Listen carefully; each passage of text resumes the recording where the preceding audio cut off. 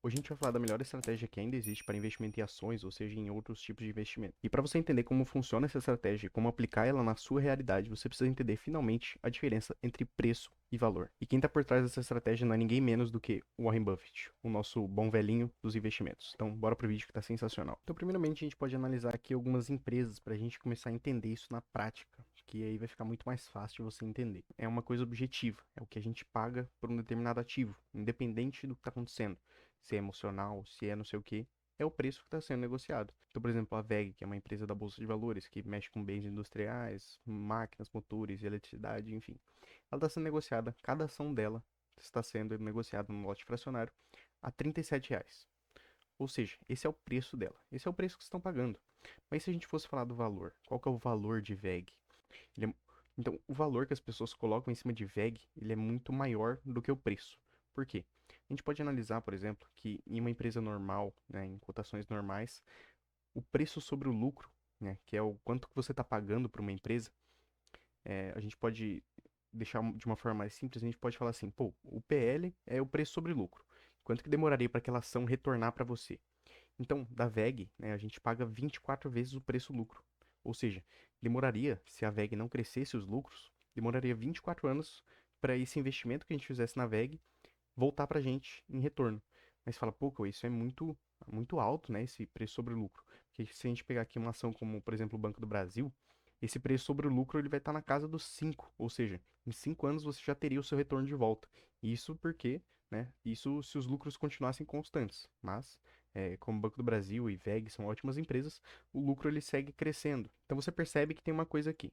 O preço da VEG é R$ 37, mas o valor que eles esperam da VEG é muito maior do que isso, porque eles enxergam que é uma empresa que ela cresce muito os lucros dela. Se a gente olhar aqui nesse gráfico, os lucros da VEG são quase uma escadinha, né? Eles estão sempre aumentando. Então, se a gente for lá 5 anos atrás, o lucro da VEG era de 2 bilhões, 2,4 bilhões anualmente. Hoje em dia está na casa dos 6 bilhões, ou seja, eles quase triplicaram esse lucro deles. Ou seja, eles estão sempre crescendo o lucro, né? Isso é o que se espera da empresa. Então tem muito otimismo no preço da VEG. Mas a questão do preço, ela é mais objetiva, né? Mas a questão do preço, ela é muito momentânea, ela vai muito das emoções das pessoas, dos noticiários, das expectativas. Então, olha só, o valor da VEG não mudou nada, ela continua crescendo muito, só que as pessoas esperavam um crescimento muito maior da VEG. Então a gente pode olhar aqui que ela já foi negociada a R$ 57, o preço dela já foi R$ 57, só que as pessoas esperavam muito mais dela. E aí ela já caiu R$ 20 da cotação até hoje. Isso daí uma queda de quase 30% na cotação. Então o preço despencou 30%.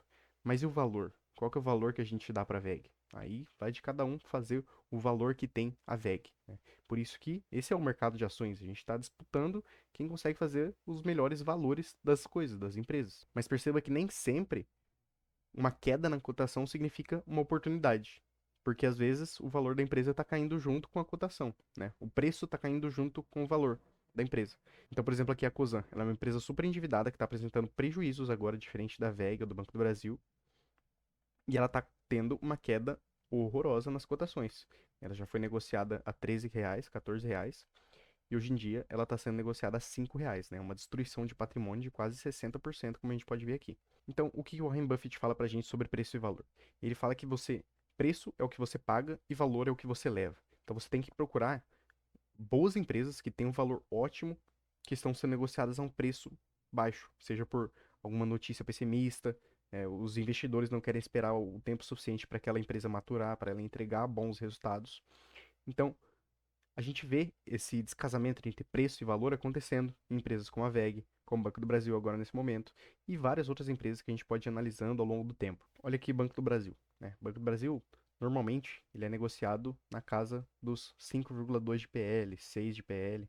Só que a melhor métrica para a gente analisar um banco é, na verdade, o preço sobre valor patrimonial. O preço sobre valor patrimonial é quanto que da empresa, cada R$ 1 de patrimônio, quanto você está pagando por cada real de patrimônio, né? Porque às vezes, né, pelas emoções do mercado, pelas expectativas, as pessoas não querem esperar muito pelo resultado do banco, a empresa ela pode ser negociada abaixo do preço sobre valor patrimonial, abaixo do valor patrimonial dela. Ou seja, você pode pagar, você pode ter um desconto sobre cada real de patrimônio que aquela empresa tem. Então, por exemplo, o Banco do Brasil geralmente é negociado a 0,94 do PVP.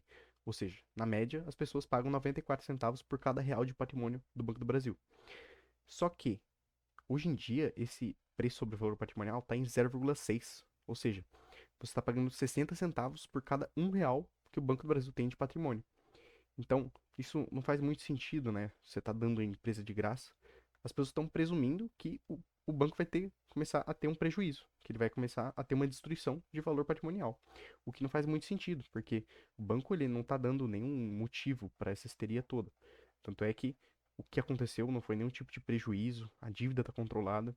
O que aconteceu, na verdade, foi só uma queda nos lucros, né? Não é como se fosse um prejuízo, muito longe de ser um prejuízo, um lucro de 5 bilhões. Então aqui a gente começa a enxergar um descasamento entre o preço e o lucro do banco, né? Ou seja, o valor do banco continua ótimo e o preço está caindo por pessimismo, por medo, por histeria do mercado. Então, se a gente for pegar na média histórica, né? Se você for acreditar na regressão à média, que é uma, uma ideia que a gente tem de mercado e um modo de você analisar ações, né? Um dos modos, a gente pode olhar aqui que se o Banco do Brasil sempre esteve numa média de 0,94 e hoje em dia ele está em 0,6, qual será que foi o mínimo que ele já foi negociado? O mínimo que ele foi negociado, né, no valor histórico no ano, foi em 2021, em 0,58. Ou seja, não teria muito espaço para o Banco do Brasil cair a partir do valor de hoje, se ele está em 0,59 já.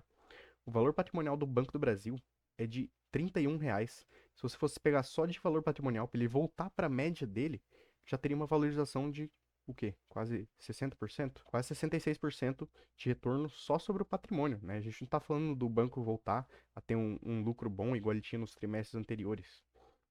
Então isso é um descasamento entre o preço e o valor. Na VEG é a mesma coisa. A empresa sempre foi negociada a preço sobre lucro muito maior do que esse de hoje em dia. A média da empresa fica em 38 de preço sobre lucro. O preço sobre lucro, o mínimo que já se teve, né, na média histórica, estava lá na casa dos 22, de 20, sempre foi cotada a preço-lucro muito alto, né? Então, a gente sempre esperou muita coisa da VEG, porque ela realmente consegue entregar esse crescimento de lucros.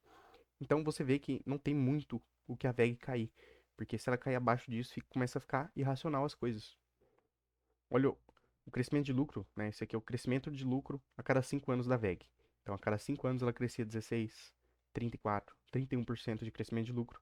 Isso reflete aqui, né? Obviamente, no crescimento de lucro da empresa, que a gente pode ver aqui, que é simplesmente uma escadinha, né? Um lucro sempre crescente, muito interessante. Mas não é nem sempre, mas o que eu quero dizer é que não é sempre que um preço está caindo, que também é uma oportunidade, né? A gente pode ver isso com Cosan, com empresas aéreas, com Americanas, com Melius, com várias outras empresas, né?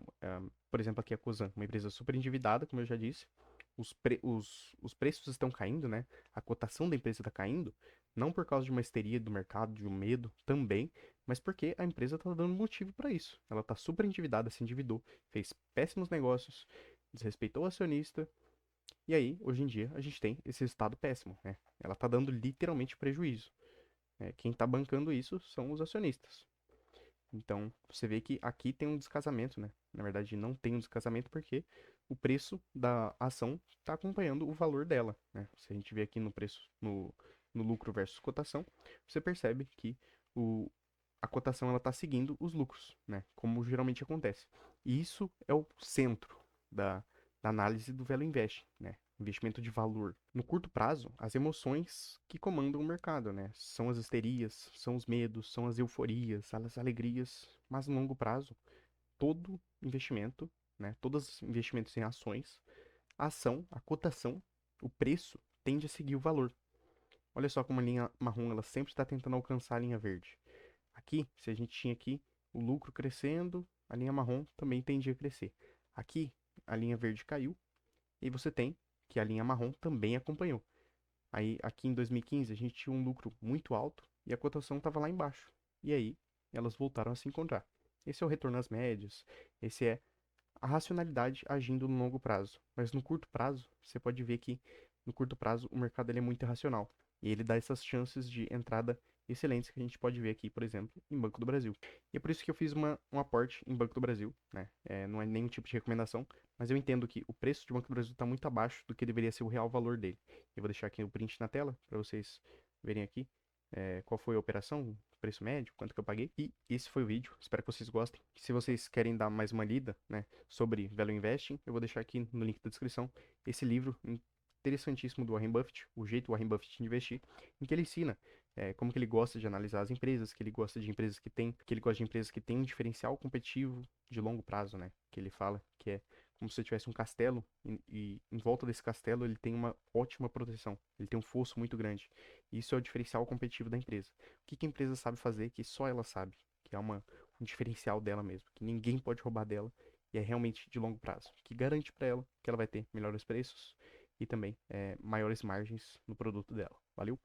Espero vocês no próximo vídeo. Eu vou deixar aqui esse vídeo para vocês entenderem mais como analisar ações e investir em ações brasileiras, beleza? Valeu!